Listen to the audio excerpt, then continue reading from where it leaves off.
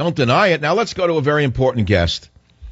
He was on last week and stirred up a firestorm here of interest. Paul Joseph Watson of Prison Planet. Paul, welcome back to the program. I read your article yesterday. I was very impressed with it about the fracking of the shale in Poland and Romania. How's that going to play out, Paul? Hi, Michael. Thanks for having me on. Yes. So how's that going to play out? Yeah, the premise is that this is largely an energy war because Europe and NATO are desperate to end their dependence on natural gas from Russia, while Russia is desperate to maintain its near monopoly on natural gas in Eastern Europe. So that's the undercurrent that's dominating this conflict.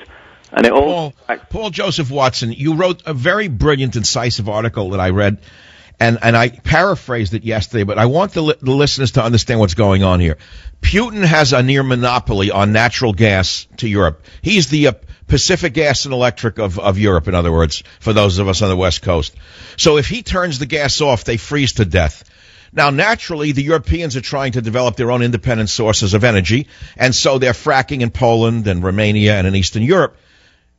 Don't you believe that Putin might invade the entire Ukraine to prevent the breakup of his monopoly?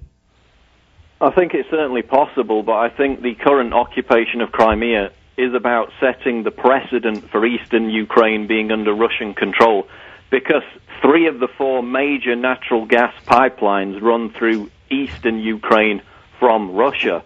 So that's why, for example, shortly before the overthrow of the prior government, you had energy giants such as Chevron, Royal Dutch Shell, and Exxon, who had started exploration for new natural gas fields in western Ukraine, and they actually discovered huge new natural gas fields, but they couldn't get the go-ahead from the former Ukrainian government because Putin was leaning on them with this trade deal prior to the overthrow.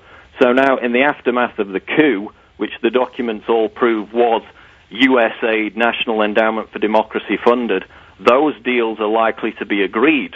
So this is why Putin has escalated the military occupation of Crimea, because he's attempting to create a bulwark against that exploitation of western Ukraine by the likes of Chevron and Exxon.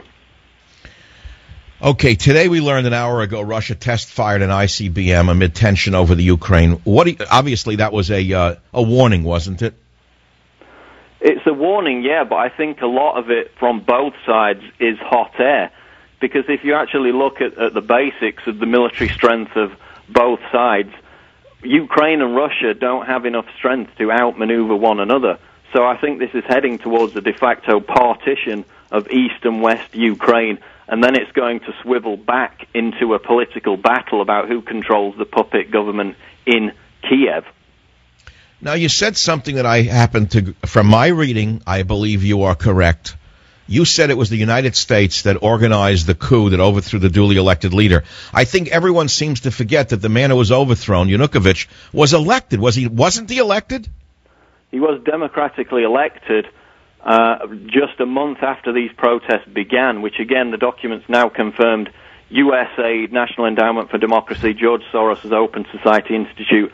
Those exact groups on the ground were being funded by the U.S. State Department.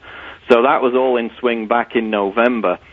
Democratically elected government was overthrown as a result of these militants. And now, as you mentioned in your introduction, this neo-Nazi Svoboda party has been given 3 key positions within that post-coup government, even though they've got proven links to neo-Nazis. I mean, one of their top officials created a think tank in homage to Joseph Goebbels, the Nazi propaganda minister, and Victoria Nuland, the U.S.'s top diplomat in Europe, met with the leader of this Svoboda party just a couple of months before the overthrow.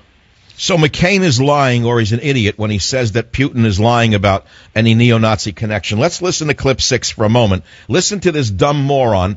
I have to characterize him. He's the most dangerous man on the chessboard right now. It looks like he could get us into a war. Listen to clip 6.